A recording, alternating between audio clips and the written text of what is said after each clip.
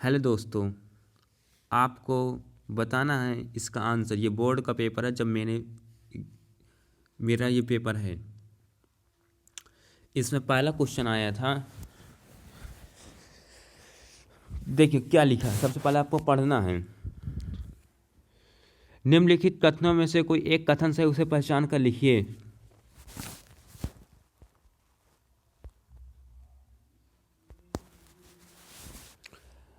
पहला क्वेश्चन, निम्नलिखित कथनों से एक कथन से उसे पहचान कर लिखिए।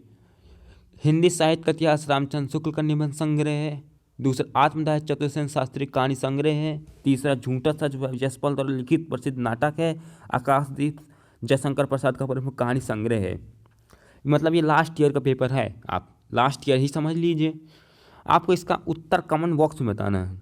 मैं इसलिए नहीं बताऊंगा, फिर आप लोग अब पहले ढूंढिएगा इसका आंसर क्या है। अगर आपको आता है तो आप कमेंट बॉक्स में ज़रूर बताइएगा।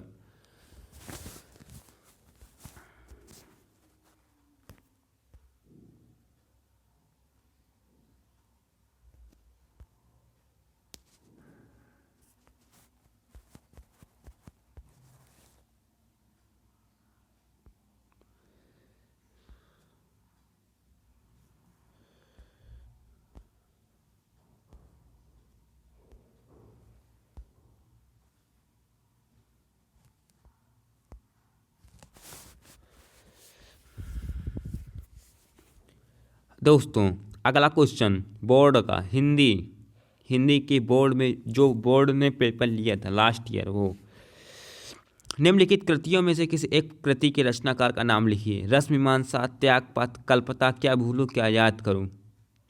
आपको चार निम्नलिखित कृतियों में से किसी एक कृति का रचनाकार का नाम लिखना है। चार में से आप किसी का भी लिख सकते हैं। ज़्यादा होशियारी ना करें कि सभी का लिखा है, कि एक गलत लिखा है और 3 ठो सही, तो पूरे नंबर वो निपटा देगा नीचे से। आपको जितना कहा जाए उतना ही करना है। ये नहीं आपको एक कहा जा रहा चारों लिखा रहे हैं, ये गलत है। आपको एक ही लिखना है। सब आदमी तो अच्छी बात है, एक ठो लिख दीजिए। इसके बाद नीचे इसके बाद नीचे है जीवनी। इसके बाद ग नंबर में जीवनी विधा किसी एक रचनाकार का नाम लिखिए। जीवनी विधा की किसी एक रचनाकार का नाम लिखिए। मतलब जीवनी विधा, जो विधा है उस जीवनी है, जैसे आलोचना होती है, ऐसे हैं किसी एक जीवनी जो लिखते हैं लेखक, उनका एक किसी का नाम लिखना है। फिर परीक्षा गुरु किस गद्य विधा की रचना है। आपको ये भी बताना है कि उसकी निबंध है कि कहानी है कि आलोचना है, क्या है, आपको ये बताना है। इसके बाद आया था साहित्य आलोचना के लेखक का नाम लिखिए।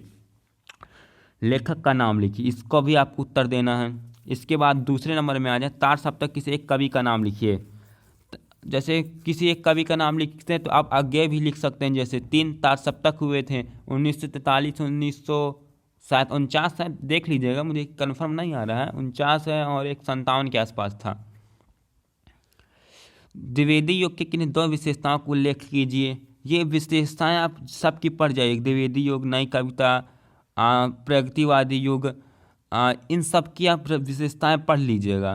द्विवेदी योग की किन्हीं 2 विशेषताओं का नाम लिखिए। नई कविता की 2 प्रमुख विशेषताओं का नाम लिखिए। आप 3-3 पढ़ के जाइएगा, तभी आप 2-2 कर पाएंगे।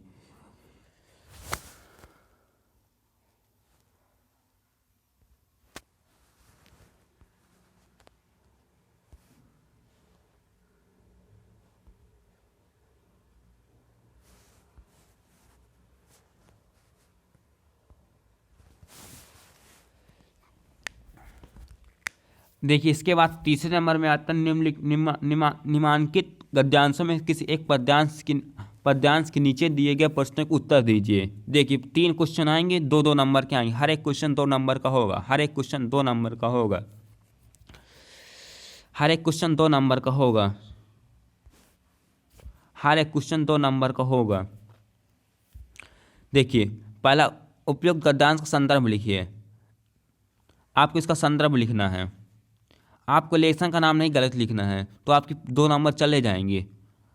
इसके बाद गद्यांश के रेखांकित अंश की व्याख्या कीजिए।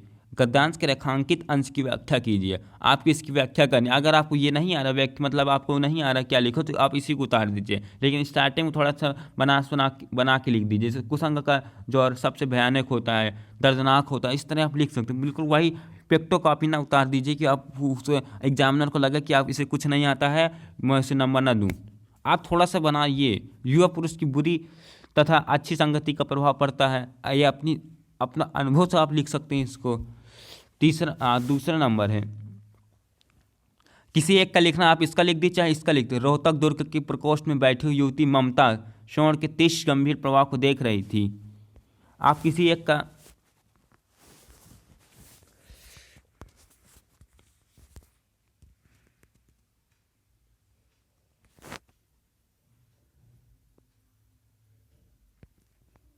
चौथा हो गया ये।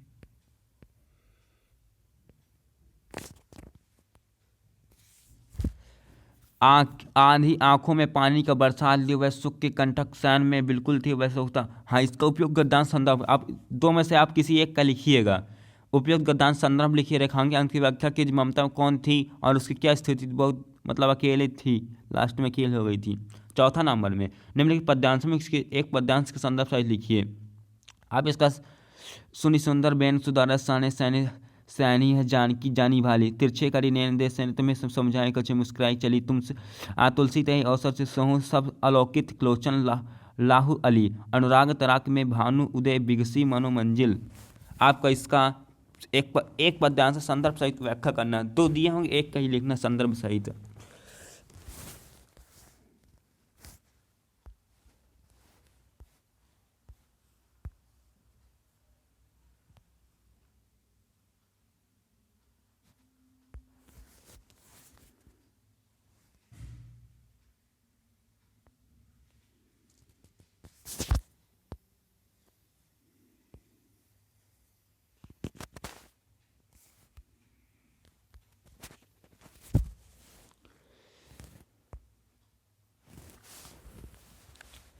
देखिए, दूसरा जाति धर्म संप्रदाय का वही भेद व्याख्यान, सबका सवाल, सबका आदर, सबका राम, सम्मान, यही राम रहीम बुद्ध ईसा का स्वरूप, एक सा ध्यान, भिन्न भिन्न एक संस्कृति, गुण गौरव को ज्ञान।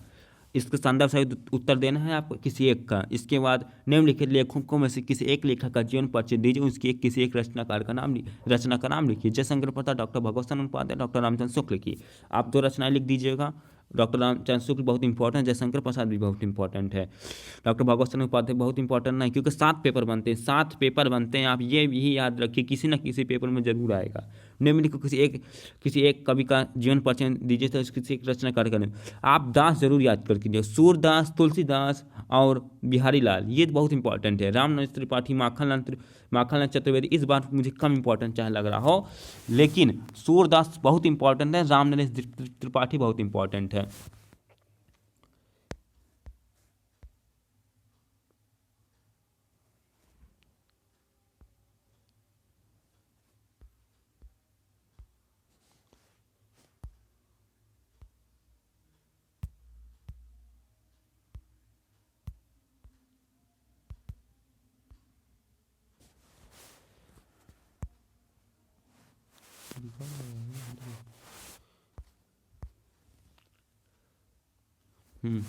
इसके बाद 6 नंबर निम्नलिखित संस्कृत गद्यांश का संदर्भ सहित हिंदी में व्याख्या कीजिए।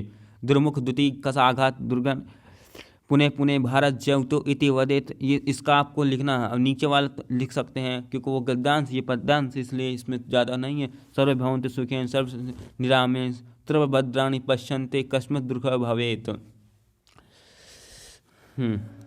इसको आपको लिख दे। 7वें नंबर अपनी पाठ्य पुस्तक किसी एक कंठस्थ कोई एक श्लोक लिखे जो इस प्रश्न पत्र में ना हो। आप लोग ज़्यादा होशियारी मत करिएगा, आप इसी प्रश्न पत्र से ही लिख दे जो ऊपर लिखा ये वाला। ऐसा नहीं करना है, आपको याद करके जाना है। क्या करके जाना है? वे उसका खाना ये आता है 2 नंबर का क्वेश्चन 2 आएगा। वाराणसी किम अर्थ प्रसिद्ध है? वाराणसी किस लिए प्रसिद्ध है? दूसरा वीर की कौन पूजा करता है? 4 में से आपको एक ही 2 उत्तर देने हैं।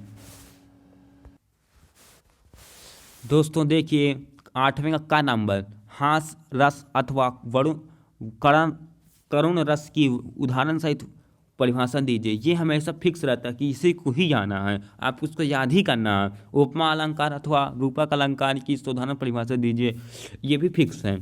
रोड़ा छंद अथवा सोरठा छंद की परिभाषा दीजिए और उसके एक उदाहरण लिखिए। जो आपकी नोटबुक में लिखा उसको आपको वही लिख आ जाना है, आपको कुछ नया नहीं लिखना है। वक्त ये फिक्स है, आपको पढ़ना पड़े। आप ये मत सोचिए कि मुझे ना पढ़ना पड़े, बना के लिख दो, नहीं। आप ज़्यादा होशियारी मत करिएगा, आप पढ़ के जाइएगा और इसको लिख दीजिएगा। निम्नलिखित उपसर्गों में किन्हीं तीन के मेल से एक एक शब्द बने, एक एक नंबर का आएगा। जैसे अधिकार, अनुज। निम्नलिखित उपसर्ग किन्हीं तीन के मेल से एक एक शब्द बनाए। अपमान, सुमित, ऐसे वर्ड बनाने हैं। आनंद। निम्नलिखित किसी दो प्रत्यय का उपयोग करके एक एक शब्द बनाइए।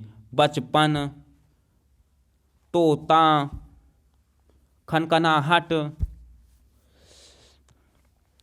बहुत सारे बन सकते हैं, लेकिन आपको दो ही बनाना है कि दो प्रत्यय का उपयोग करके एक एक शब्द बनाना है, 2 नंबर का, इसलिए। इसके बाद दोस्तों निम्नलिखित में से किन्हीं दो के समास विग्रह करना। राजा रानी डैश है। निम्नलिखित दो समास विग्रह कीजिए। राजा और रानी, पंचगंगा, विशेषण, चंद्रवेद, राम रहीम। इनके आपको दो के समास विग्रह करना है, आप दो के समास विग्रह करना है। ख नंबर में निम्नलिखित किन्हीं दो शब्दों के तत्सम रूप लिखिए। इनके तत्सम रूप लिखने हैं आपको, तत्सम तद्भुत जो होते हैं इनके तत्सम रूप लिखने हैं। हल्दी, गोवा, ठंडा, पीठ, नाक। इसके बाद अंगा नंबर में निम्नलिखित में से किन्हीं दो शब्दों के दो पर्यायवाची शब्द लिखिए। गंगा, घोड़ा, इंद्र, कुबेर, खग। क्या करना, 2 नंबर का है। निम्नलिखित किन्हीं दो शब्दों के पर्यायवाची शब्द लिखना, आपको पर्यायवाची शब्द लिखना है, पर्यायवाची शब्द। दोस्तों 10 नंबर में क्या कह रहा है, निम्नलिखित में से किन्हीं दो में संधि विच्छेद कीजिए, संधि का नाम लिखिए। आपको संधि का नाम लिखना है। निम्नलिखित में किन्हीं दो की संधि विच्छेद करना है आपको, 4 ऑप्शन दिए हैं, ठीक है। इसके बाद ख नंबर में निम्नलिखित शब्दों की तृतीय विभक्ति एक वचन रूप में लिखिए। आपको सभी का याद करना है। फलम फल, फलम फलानी, नदी नदीम नद्या नद्दे, नदी नदीम नद्या नद्दे, नदी नदी नदी नदीभ्यम नदीभ्यम नदीभ्याम नदियों नदियों। आपको सभी याद कर लेना है। निम्नलिखित में से किसी एक की धातु लकार पुरुष अथवा वचन का उल्लेख कीजिए, किसी एक का। निम्नलिखित में से किन्हीं दो वाक्यों का संस्कृत में अनुवाद कीजिए। किन्हीं दो का करना है आपको, किन्हीं दो का करना है। बालक खेल रहे हैं, घर के चारों ओर पेड़ है, हमें वहां जाना चाहिए, सीता विद्यालय जाती है। आपको 100% पेपर करके आना है, कुछ भी छोड़ के नहीं आना है। आपको 100% आपको करके आना है। जो नहीं आता आप बनाइए, उसको बना लिखिए, लेकिन आपको छोड़ना कुछ नहीं है। देखिए दोस्तों, निम्नलिखित में किसी एक विषय पर निबंध लिखिए। किसी एक विषय पर निबंध लिखिए। आपको किसी एक विषय पर निबंध लिखना है। खेलकूद का महत्व, स्वच्छता अभियान, वर्ष ऋतु से लाभ, भारतीय किसान का जीवन, किसी आपको लिखना है। जैसे आप जब लिखिएगा इसको लास्ट में लिखिएगा। अभी वो जो आएगा सुभाष वाला, उसको पहले लिख लीजिएगा, इसको बाद में आराम से लिखते जाइएगा। इसमें क्या होता है, आपको लिमिट, विदाउट लिमिट आपको लिखना है। इसमें जितना आपको लास्ट में टाइम बचता है लिखते जाइए। आपको जितनी कॉपी भरना आप कॉपी भर सकते हैं। कॉपी देने वाले बहुत देते हैं कॉपी, जितनी तुमको भरना कॉपी भरिए। आप इसको लास्ट में करिएगा। 12 नंबर बताना हूँ आपको, उसको पहले करिएगा। 12 नंबर पहले करना है। निम्नलिखित आपने पठित खंड काव्य के आधार पर निम्नलिखित किसी एक का उत्तर। ये जो तिमुल खंड काव्य के मेघनाथ, आपको इसको देखना तक नहीं। कर्ण खंड काव्य की षष्ठ, ये आपको देखना नहीं है। मैं बता रहा आपको क्या देखना है, मैं आपको अभी दिखाता हूँ।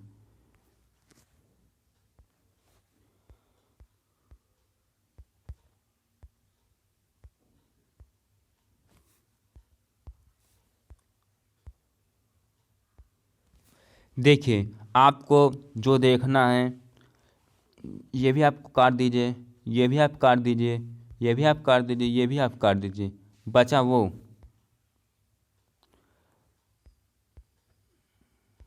वेरी वेरी इंपॉर्टेंट, जय सुभाष खंड काव्य का नायक का चरित्र चित्रण कीजिए। आप एक पेज लिख दीजिएगा। जय सुभाष खंड काव्य सच सत्य की कथा अपने शब्द हैं। आपको ये दो में से एक ही करना है, एक करना है आपको, दो में से किसी एक पर एक पेज तक लिख लीजिएगा। इसके बाद आप जाइएगा, आप इसमें आप